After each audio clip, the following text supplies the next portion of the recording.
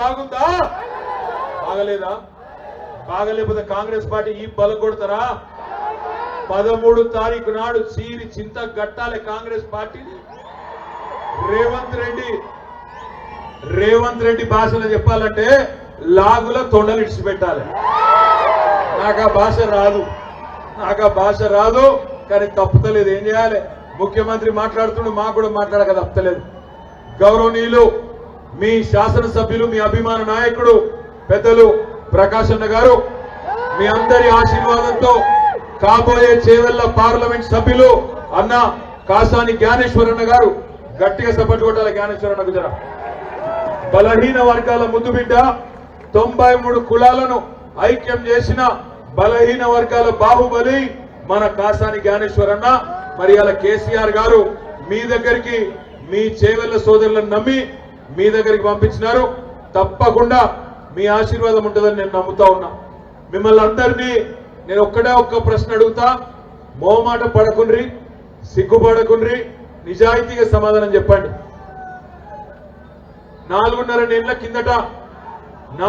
నెలల కిందట కేసీఆర్ గారు ప్రభుత్వం నుంచి దిగిపోయినరు. కొత్త కాంగ్రెస్ ప్రభుత్వం వచ్చింది. జరాగుతాం. కాంగ్రెస్ ప్రభుత్వం వచ్చింది. ఇక్కడున్న మా ఆడబిడ్డలను, అన్నదమ్ములను నేను ఒక ప్రశ్న అడుగుతా, నిజాయితీగా సమాధానం చెప్పండి. కేసీఆర్ ఉన్నప్పుడే బాగుండే అనేటోళ్ళు చేయలేవట్టండి. ఇక్కడ ఎవరు లేరా? ఒకసారి జరుగుతాం. ఇంకా కేసీఆర్ ఉన్నప్పుడే బాగుండే అనేటోళ్ళు గట్టిగా చేయలేవట్టండి. పక్కన 100%. ఆ శాంసంగ్ దుకాణం ఏమంటున్నావు? నువ్వు కూడా మా దిక్కేనా? నేనేమంటున్నా అంటే, మరి కేసీఆర్ ఉన్నప్పుడే బాగుండే అంటే మీకు నేను ఒక చిన్న ఉపాయం చెప్తా. మీరు ఎవ్వలతో కొట్లాడకుండ్రి, ఎవరితో పంచాయతీ పెట్టుకోకుండ్రి, ఎవ్వలతో గొడవ పెట్టుకోకండి. మీరు చేయవలసిందల్లా ఒకటే ఒక్క పని. 13 తారీఖు నాడు మీరు ఒక 10-12 పార్లమెంట్ సీట్లు మా చేతిలో పెట్టండి. 6 నెలల లోపల తిరిగి కేసీఆర్ గారు రాష్ట్ర రాజకీయాన్ని శాసించే పరిస్థితి వస్తుంది. మీరు చేయవలసిందల్లా ఒకటే. శంషాబాద్ లో, రాజేంద్ర నగర్ లో మీరందరూ చేయవలసింది ఒకే ఒక్క పని. ఈ కరెంటు బాధ పోవాలన్నా, ఈ మంచిళ్ళు లేక మళ్ళీ కాంగ్రెస్ పెడుతున్న అవస్థలు పోవాలన్నా, వాళ్ళు ఇచ్చిన వాగ్దానాలు నెరవేరాలన్నా మే 13 నాడు కారు గుర్తు కాసాని జ్ఞానేశ్వర్ గారికి దయచేసి మీ ఆశీర్వాదం ఇవ్వండి. మీ అందరినీ నేను ఒకటే కోరుతున్నా. కాంగ్రెస్ ఆయన ఛోటాబాయ్ సంగతి మీకు తెలిసిపోయింది. ఛోటాబాయ్ బడా మోసగాడు అర్థమైపోయింది. అరిచేతుల వైకుంఠం చూపెట్టిండు, అవతల పడ్డాడు. ఏమన్నంటే ఎట్లాంటి మాటలు మాట్లాడుతున్నాడో మీరు చూస్తున్నారు. ఒక ముఖ్యమంత్రి స్థాయిలో మాట్లాడకూడని మాటలు. నేను సెక్రటేరియట్లా లంకె బిందెలు ఉంటాయి అనుకుని వచ్చినా, లంకె బిందెలు లేవు, ఇక్కడ ఖాళీ కుండలు ఉన్నాయి అంటున్నాడు రేవంత్ రెడ్డి.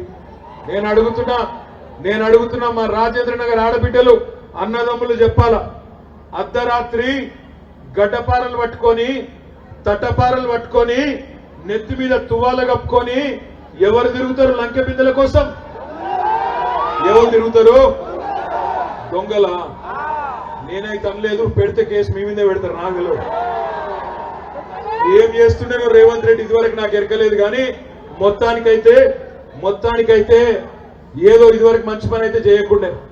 రేవంత్ రెడ్డి గారి మాట్లాడే మాటలు ఒక్కసారి ఆలోచించండి. ఒక్కసారి మీరందరూ కూడా ఏం మాట్లాడుతున్నాడో చూడండి. ఏమంటాడు ఆయన? నా కొడుకులారా, మెడలో పేగులేసుకుంటా, కట్ చేసి మెడలో పేగులేసుకుంటా అంటాడు. నాకు తెలియక అడుగుతున్నా, ముఖ్యమంత్రివా లేకపోతే బోటి కొట్టేటోని వారు నాకు అర్థం కాదు. మెడలో పేగులేసుకుంటావు. ఎవడన్నా ముఖ్యమంత్రి మెడలో పేగులేసుకుంటా అని మాట్లాడతాడే నాకు తెలియక అడుగుతా. ఇంకా ఘోరం, మొన్న ఇక్కడ సూర్యాపేట తెలుసు కదా మీకు? సూర్యాపేట, అరే నువ్వు జర పనిచేయరా బయస్. అప్పుడు మన సూర్యాపేటలో ఏమైందంటే, ఒక బస్సు, ఇక బస్సు అంటే మీకు ఎరికే, ఇయ్యాలి రేపు ఫ్రీ బస్సు కాబట్టి ఫుల్ 40 మంది ఎక్కే బస్సులో 100 మందిని ఎక్కిస్తాను. మా ఆడబిడ్డలు పాపం సిగలు పట్టుకొని కొట్టుకుంటారు. ఆ పరిస్థితి వచ్చింది సీట్ల కోసం. మరి ఆ బస్సు ఫుల్ అయింది. ఫుల్ అయినాక ఏమైంది? ఒకడు జేబు దొంగ మోపాయిండు, జేబులు కొట్టుడు మోపాయిండట. దొరికిండు మొత్తానికి. దొరకంగానే పట్టుకొని పోలీసు వాళ్ళకి అప్పచెప్పారు. పోలీసు వాళ్ళు ఏం చేసిండ్రు, ఆ పిల్లగాని పోలీస్ స్టేషన్ తీసుకుపోయి మొత్తం ఛాన్బీన్ చేసిండ్రు. వాని మీద పైసలు దొరకలే, పర్సులు దొరకలే, ఏం దొరకలే. మరి కానీ వాని జేబుల కత్తెర మాత్రం దొరికింది. జేబుల కత్తెర దొరికింది. ఆ పిల్లగాన్ని అడిగిరాడ, అరే నువ్వు పైసలు ఏడ పెట్టినావు చెప్పురా అంటే నేను తీయలే అన్నాడట వాడు. మరి జేబుల కత్తెర ఎందుకు పెట్టుకున్నావు రా అన్నాడట. అంటే వాడేమన్నాడట, ఎరికేనా రేవంత్ రెడ్డి పెట్టుకుంటేనేమో అడగావు, నేను పెట్టుకుంటే అడుగుతావు సార్, జేబుల కత్తెర పెట్టుకోవద్దా? ఇట్లున్నాడు మన ముఖ్యమంత్రి. ఒక పిచ్చోని చేతులు రాయి అయిపోయింది ఇవాళ మన రాష్ట్రం. దయచేసి మిమ్మల్ని కోరేది, రేవంత్ రెడ్డి గారి మోసం మీకు అర్థమైంది, రేవంత్ రెడ్డి గారు ఆడే నాటకాలు మీకు అర్థమైంది. అందుకే బుద్ధి చెప్పే టైం కోసం మీరు ఎదురు చూస్తా ఉన్నారు.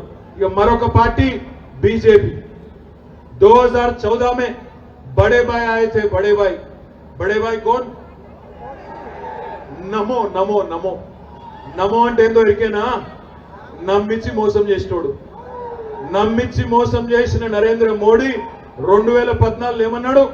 भाइयों बहनों मित्रों आप सब लोग जन धन खाता खोलो, मैं धन 15 लाख देता हूं. పడ్డాయా 15 लाख? పడ్డాయా ఎవరికన్నా? పడ్డాయా ఇక్కడ ఎవరికన్నా? నీకు పడ్డాయా ప్రకాశన? పడలే. ఎవరికి పడలేదు. దేశంలో అందరినీ అవలగాలని చేసిండు. సంవత్సరానికి 2 కోట్ల ఉద్యోగాలు ఇస్తా అన్నాడు. మరి 10 ఏళ్ళ 20 కోట్ల ఉద్యోగాలు దాని మీద చెప్పాడు.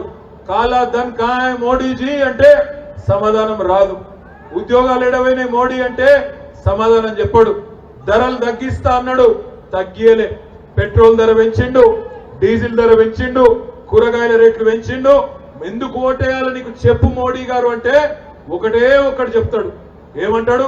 నేను గుడి కట్టినా నాకు గుద్దురి, నేను గుడి కట్టినా నాకు ఓటేయండి. గుడి కట్టుడు ఒక్కటే ఓటేసినందుకు కారణమైతే కేసీఆర్ కట్టలేదా యాదగిరి గుట్ట? 4 ఏళ్ల కిందనే కట్టలే జోర్దారుగా. కానీ మనం గుడిని అడ్డం పెట్టుకొని రాజకీయం చేసినామా? దేవుడిని అడ్డం పెట్టుకొని ఓట్లు అడిగినామా? ఎన్నడూ అడగలే. దేవుడు దేవుడు, రాజకీయం రాజకీయం. ప్రధానమంత్రి అయినా ముఖ్యమంత్రి అయినా ఏం పని చేసినావో చెప్పి ఓట్లు అడగాలి. కానీ ఇలా మోడీ గారికి అది దమ్ము లేదు. ఎందుకంటే చేసిందేమి లేదు. అన్నిటి ధరలు పెంచిండు. ఒక్క మాట దయచేసి మనసుకి ఎక్కించుకోండి. ఈ మోడీ గారు వచ్చినాక అన్ని పిరమైనవి. ఉప్పు పిరమైంది, పప్పు పిరమైంది, నూనె పిరమైంది, చింతపండు పిరమైంది. అన్ని పిరం చేసిన మోడీ గారిని అందుకే మా ఆడబిడ్డలు ఏమంటారు ఎరికేనా? ప్రియమైన ప్రధానమంత్రి అంటలేరు, పిరమైన ప్రధానమంత్రి అంటున్నారు. ఊరికైనా అంటలేరు. ఎందుకంటే 400 సిలిండర్ 1200 అయింది. గ్యాస్ ధర పెరిగింది. ఈసారి మోడీ గారు ఒక మాట అంటున్నాడు బీజేపీ వాళ్ళు, అబ్ కీ బార్ 400 पार అంటుడు. मालूम है 400 पार क्या होता? 100 रुपया पेट्रोल जो है 110 का पेट्रोल 400 पार हो जाता. बीजेपी को वोट दिए तो 400 पार हो जाता. सिलेंडर 5000 बनता, डीजल पेट्रोल 400 पार कर जाता. इस वास्ते में बोल रहा हूं आप सबको, भाइयों बहनों, एक अमन पसंद हुकूमत तेलंगाना में जो केसीआर साहब के दौर में था, आप याद करिए, याद कीजिए कितना अच्छा हुकूमत था केसीआर साहब का. केसीआर साहब एक ही चीज में विश्वास रखते हैं, एक ही चीज में यकीन रखते हैं. कभी मोइनुद्दीन मखदूम ने कहा था, हयात लेके चलो, कायनात लेके चलो, चले तो चलो, सारे जमाने को साथ लेके चलो. इसलिए केसीआर ने कभी मजहब के नाम पे सियासत नहीं किया.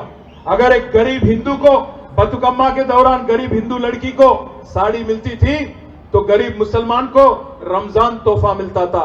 मैं पूछना चाहता हूं हमारे बहनों से, हाल ही में माहे महीना रमजान गुजर गया, मैं पूछना चाहता हूं आपसे, रमजान तोहफा मिला क्या आपको? मिला? नहीं मिला? नहीं मिला. क्योंकि रेवंत रेड्डी खुद बीजेपी के आदमी है. आप 1 मिनट के लिए सोच लो, रेवंत रेड्डी साहब आज राहुल गांधी के रास्ते में नहीं है, उन्होंने मोदी साहब के रास्ते पे चल रहे.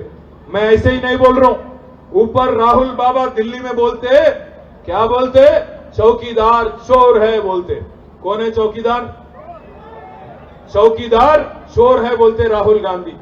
इन्हों क्या बोलते मालूम रेवंत बाबा? नहीं नहीं नहीं नहीं, चौकीदार चोर नहीं है, हमारे बड़े भाई है, हमारे बड़े भाई है. राहुल गांधी बोलते हैं ऊपर कि गुजरात मॉडल बेकार है. रेवंत रेड्डी क्या बोलते मालूम है आपको? नहीं नहीं, गुजरात मॉडल शानदार है, तेलंगाना को भी वही बनाएंगे हम।